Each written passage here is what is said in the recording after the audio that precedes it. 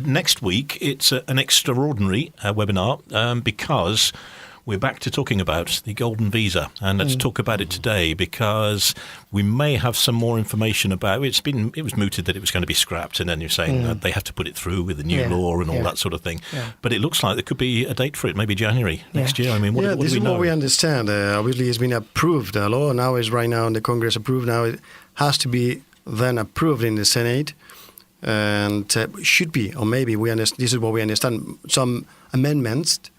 Or maybe rejections. We don't know what is going to happen, but obviously let's put the scenario that is going to be eliminated, is going to be raised, obviously, and so this would be, we understand, it's going to be in January, and obviously those ones who already made investment, or those ones who are at this time on the transition in order to buy the property, maybe this week, next week, so they have to hurry up and rapidly make the applications, because if you already made application, even though you don't have any resolution, that will be respected in terms of, okay, they will wait, they will approve it or not according to the requirements, or you should subsanate it. And this new law, of what it says right now, as it is written, those ones who already have a golden visa given, they will have the right to renew if they maintain the investment. Okay. So those ones who already had it, okay, that's perfect. Those ones who are going to get it these weeks, they will keep it and they will have the right to renew it. And well, that's going to be what is going to happen. And obviously those ones, and the webinar we're doing is focused not just for those ones who are right now in a hurry, but those ones who already got it. Obviously, is just to give them the scenario, to give them, obviously, confidence, security, and inform and be transparent about what the law says. Literally, we will read it, we will talk about that, we will discuss, and obviously we will have some conclusions on what it says and what we understand about that. So that they can go on and renew it, even though after January it may not exist anymore. Yeah, the good thing that the law has protected is the acquired rights. So if they already had under the previous law, this is going to carry on and on. So all of those, so this is good news.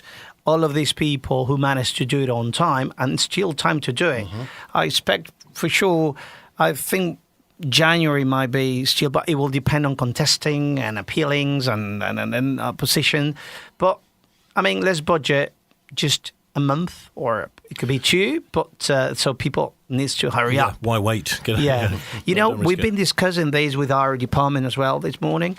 And I think if you pretty much have most of the requirements, it's worth it lodging it through so you are in.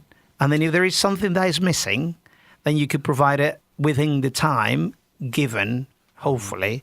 So it's a matter of buying time. But it is one of those things where, a bit like getting a license for something, as long as your application is in, then you can probably carry on until you actually get the physical. Yeah, that will be the way around it now. Is just for everybody to try to get all their requirements on time. We're still on time, but we will submit it whenever we consider it is due to protect your application.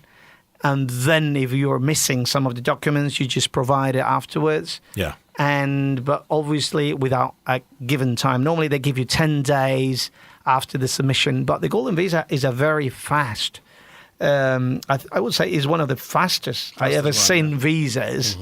It's 20 working days, pretty much. Yeah. So we need to hurry up. That's from lodging. And, but yeah, I think this is, in some cases, I mean, the bad news that you cannot apply for it. But the good news is that the acquired rights are protected. And it's the whole thing being scrapped, because we were talking about maybe just it would be the property side of it. This is what we understood it was going to happen, but at the end, I think it's a political decision. I mean, it has no argument on property. I was making the calculation some weeks ago, and because in Spain, normally, more or less, every year is around 650,000 transactions. So there are 650,000 deeds of buying and selling properties. Right.